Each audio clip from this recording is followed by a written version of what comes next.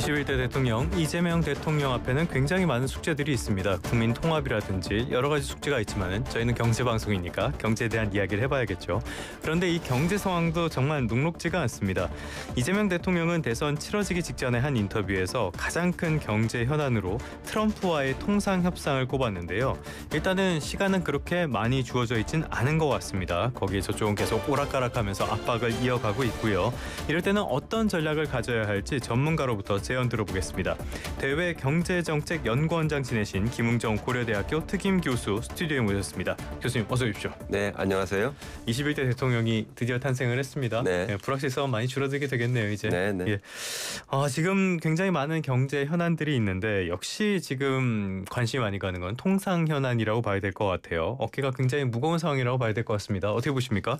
네, 지금 통상 현안은 현재 진행이 되고 있고 예. 더군다나 지난 2달간 또 통상 협의가 진행이 되어 왔었고요.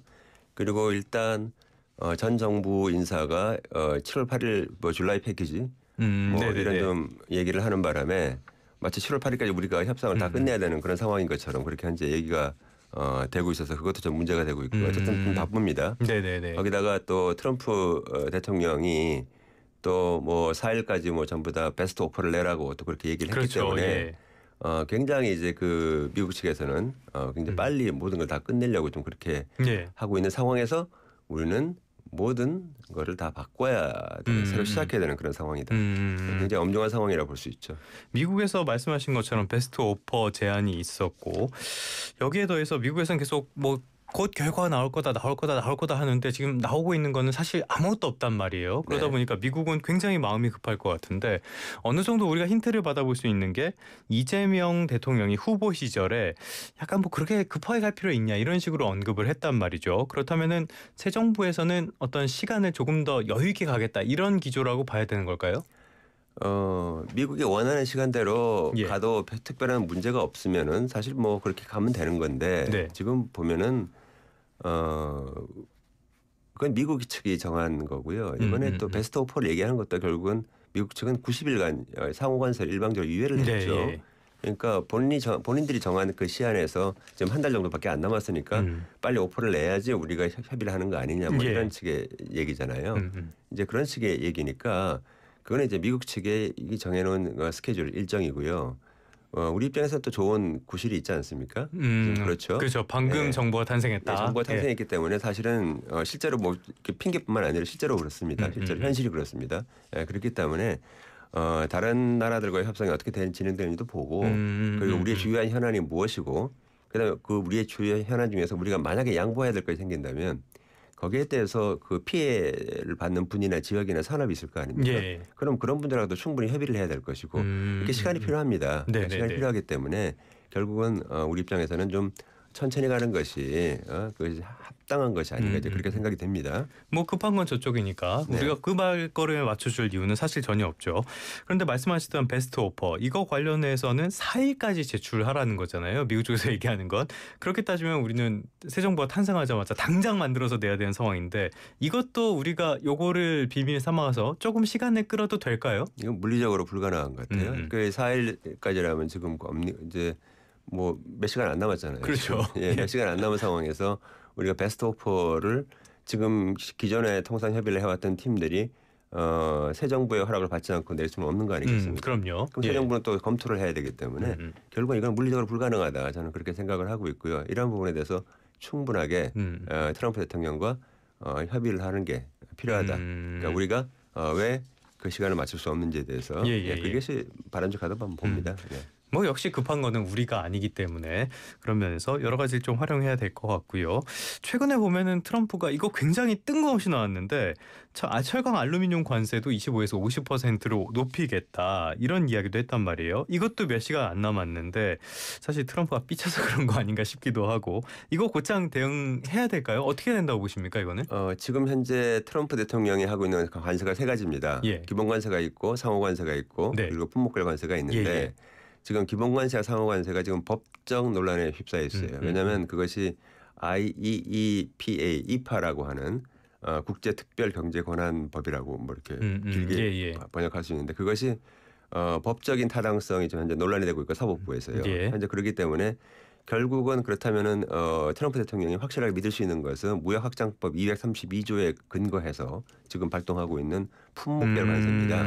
예. 그럼 품목별 관세 중에 가장 대표적인 것은 철강과 자동차고요. 예. 그래서 그 철강 부분에 대해서는 결국은 미국의 철강 산업 단지로 가서 그 얘기를 한 거죠. 25%가 충분하지 않으니까 50% 하겠다라고 해서 결국은 가장 법적 안정성이 뛰어난 본인의 그 추진 방식을 더 강화하겠다. 뭐 이런 해석 이런 걸로 풀이됩니다. 예. 알겠습니다. 그 상호 관세 살짝 여담으로 짚고 넘어갈까요? 상호 관세가 지금 일단은 1심 법원격 이쪽에서는 이건 아니다라는 판단을 받았고 그래도 다음 법원에서는 일단 부활을 시켰고 트럼프 행정부 쪽에서는 우리로 치면은 대법원격인 연방 대법원 쪽에서 보수 우위니까 이게 되지 않겠냐 이렇게 기대를 하는 것 같은데 교수님께서는 전망을 어떻게 하십니까? 저는 상당히 그 조금 법적 안정성이 좀 떨어진다고 보고 있는 게 왜냐하면은 그 근거하고 있는 제가 좀 말씀드린 국제 긴급 뭐 경제 권한법이라고 하는 것에서 예측할 수 없고 그리고 굉장히 엄청 갑자기 긴급한 그러한 사안에 대해서 어떤 경제 제재 같은 이제 그러한 조치를 취할 수 있는 법입니다. 이것이 그 1977년에 만들어졌고요. 이게 이란에 대해서 제재를 하기 위해서 그 당시에 1980년에 그때 회계혁명 이후에 이제 그 이란에 대해 제재를 하기 위해서 그게 만든 카터 대통령 때 만든 것이거든요. 근데 현재 무역수지 적자를 가지고 상호관세를 갖다 현재 부과를 하고 있잖아요. 그러면 무역수지 적자가 어제 오늘의 일이 아니기 때문에 예측할 수 없는 것이냐. 그죠? 그리고 물론 이것이 굉장히 엄청납니다. 지금 엄청나게 무역수지 크지만은 이것이 과연 지금 당장 지금 그 나라가 망하게 생긴 어떤 그런 굉장히 긴급한 일이냐. 이제 이런 발동 요건에서 문제가 있고요. 그다음에 이것을 딱 수단으로서 관세를 사용했습니다. 근데 관세를 사용한 전례가 없어요. 경제 제재를 했지 관세를 사용해서 한 적이 없기 때문에 바로 이러한 측면에서 굉장히 법적 안정성이 떨어집니다. 그래서 지금 이 EPA를 근거로 하고 있는 이 기본관세와 상호관세 부분은 앞으로도 계속 논란이 될 것이고요. 이거는 물론 사법부의 판단에 따라 달라지겠습니다만은 상당히 법적 불안정성이 크다. 그렇게 보고 있습니다. 그것도 어떻게 보면은 협상 전략으로 좀 써먹을만 하겠네요. 자, 지금 상황을 보면요. 트럼프는 선호하는 게 정상 대 정상이 만나서 직접 이야기를 하자 이런 것들을 선호하는 모습을 여러 차례 보여왔잖아요. 그렇다면은 이재명 대통령이 직접 트럼프와 만나서 어떤 단판을 짓는 이런 방안에 대해서는 교수님께서는 어떻게 보십니까? 트럼프 대통령은 탑다운 방식을 좋아하죠. 본인이 또 그렇게 그런 스타일로 하고 있으니까 다른 나라 정상들과도 그렇게 하기를 원하는데 상당히 위험성이 높죠. 이거는 그렇기 때문에 사실은 이제 그 다른 나라들 같은 경우 충분하게 논의와 협의를 거쳐서 실무자들의 또 의견도 담아가지고 뭐 일반적으로 그렇게 다 하기 때문에 이 부분에 있어서는 우리가 충분히 논의가 돼야 된다. 실무 차원에서 그 다음에 정상들이 만나는 것이 합당하지 않을까 이렇게 생각을 하고 있습니다.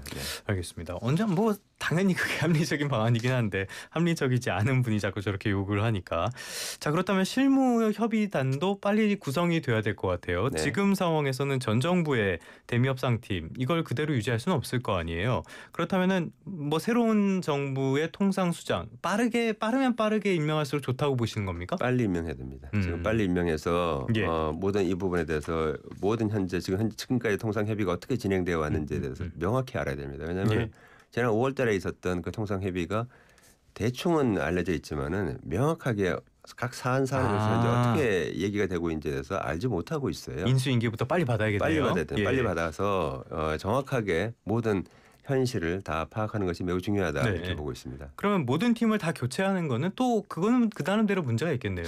실무진은 교체할 필요가 없죠. 실무진은. 그러면은 이 협상팀 어느 정도의 역할과 권한을 가지는 게 바람직하다고 보시는지. 모든 통상 협의는요. 결국은 그 대통령 선까지 갑니다. 왜냐하면 중요한 의사결정이 반드시 내려져야 됩니다. 항상 그렇습니다. 더군다나 지금 현재 우리가 하고 있는 통상협의가 단순한 관세만의 문제가 아니잖아요. 다양한 종류의 비관세가 있는데 소위 미국이 말하는 비관세 장벽이 있는데 그 미국이 말하는 비관세 장벽이 지금 그것이 뭐 쇠고기 분야에도 있고 뭐 디지털 분야에도 있고 굉장히 다양하게 자동차 분야에도 있고 굉장히 다양하게 있습니다. 그래서 여러 산업과 여러 분야에 걸쳐 있는 부분에 대해서 주고받기 더하기 빼기를 할 수 있는 권한은 결국은 이 모든 부처를 다 통괄하고 있는 예. 그런 대통령이 결정할 수밖에 없다 이렇게 보고 있습니다. 갑자기 궁금한 게요. 원래 장관, 총리 이런 경우에는 지명을 하고 시간을 갖고 그다음에 청문회를 하고 그다음에 임명을 하게 되잖아요.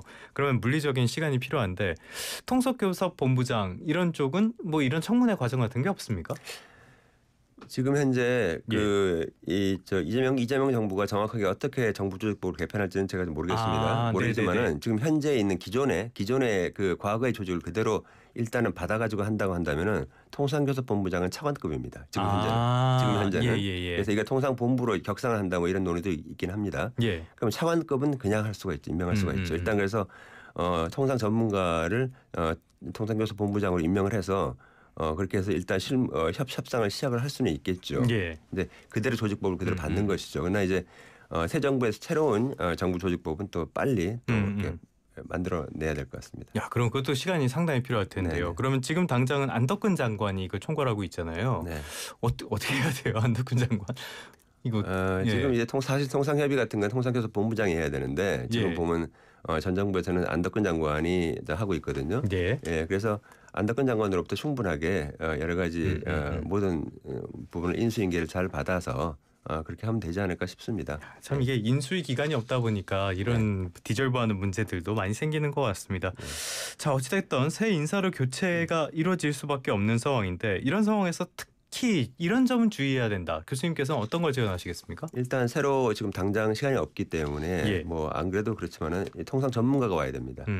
정말 그 잘 아는 전문가, 와가 협상을 해봤던 경험이 있거나, 예. 하여튼 협상에 깊숙이 관여한 적이 있거나, 하여튼 그래서 협상에 대해서 좀 잘 아는 또 그런 그 특히 통상 협상에 대해서 잘 아는 그런 전문가가 와서 예. 그리고 이분이 빨리 현장에 투입이 되고 대통령과의 긴밀한 교류를 통해서 또 대통령실과의 긴밀한 교류 협의를 통해서 이 문제를 빨리 좀 정비를 해나가는 게 예.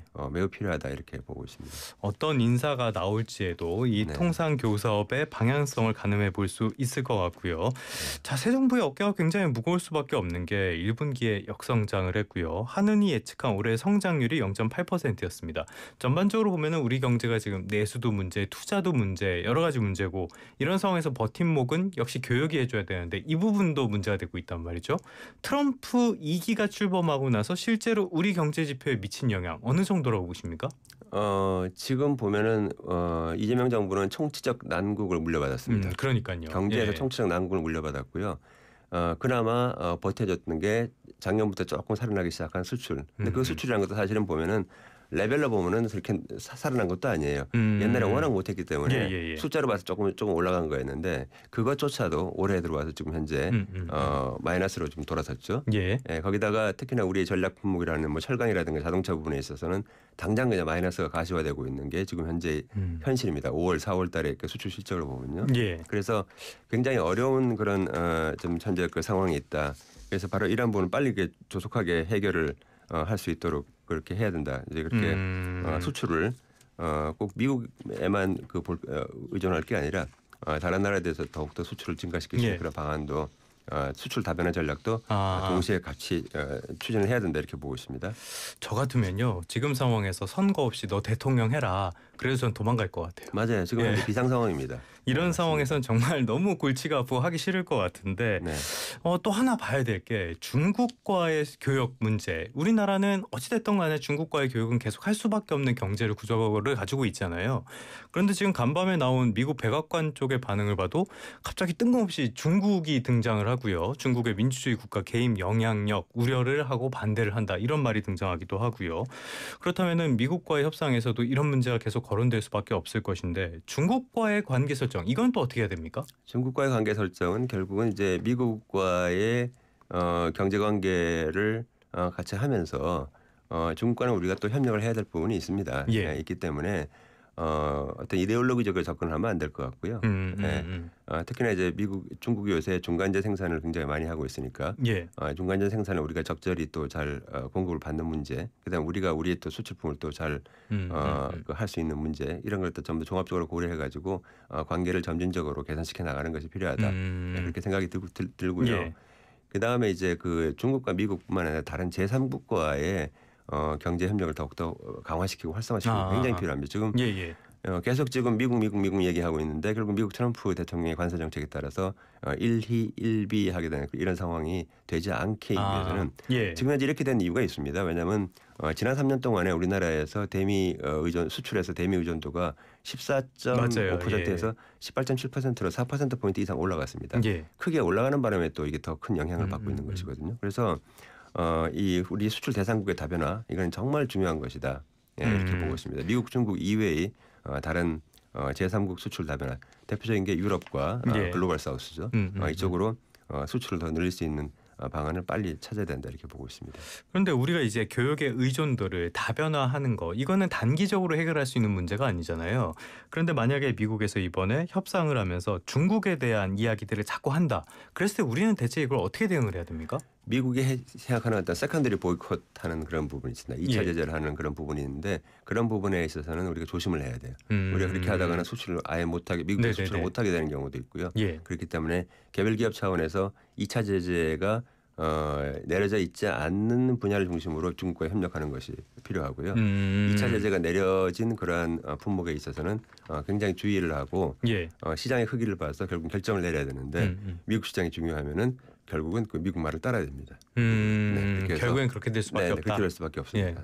세컨더리 보이콧 이것도 굉장히 좀 어려운 문제인데요. 기본적으로는 너 쟤랑은 놀지 마 이런 압박이니까 참 우리가 어떻게 대응해야 될지 참 항상 이럴 때마다 우리는 서러운 나라가 되는 것 같아요.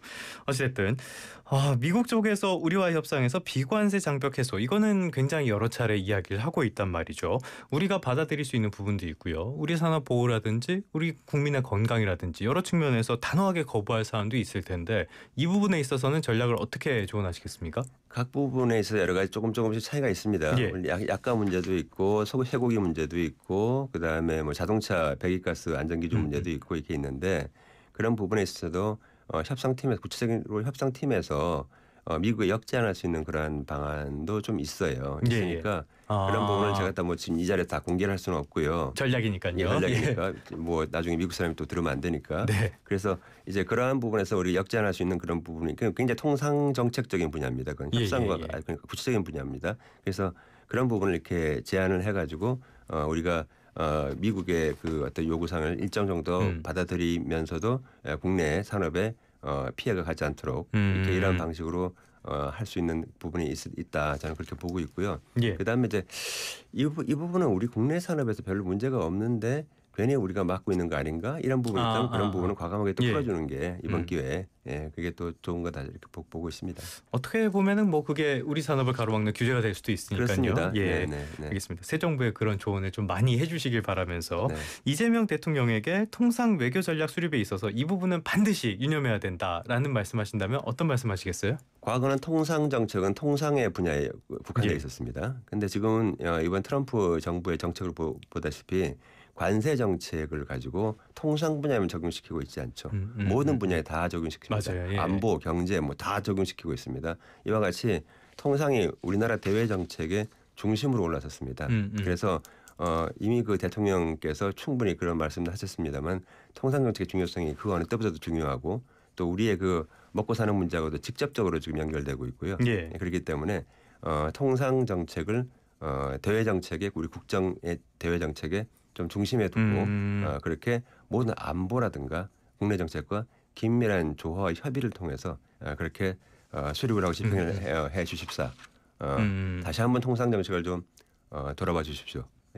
좀 관심을 더 많이 가주십시오. 지금도 그렇게 말씀하시지만 더 중요하게 힘을 좀 실어주십시오. 이런 말씀을 드리고 싶습니다. 알겠습니다. 뭐 이재명 대통령에게 찬성하는 사람도 있고 반대하는 사람도 있겠지만 국가의 미래를 위해서는 반드시 좀 성공하는 통상 정책 측면에서도 성공한 대통령이 됐으면 좋겠습니다. 지금까지 김응종 고려대학교 특임 교수와 함께했습니다. 교수님 오늘 말씀 고맙습니다. 감사합니다. 이거 LG 맞죠?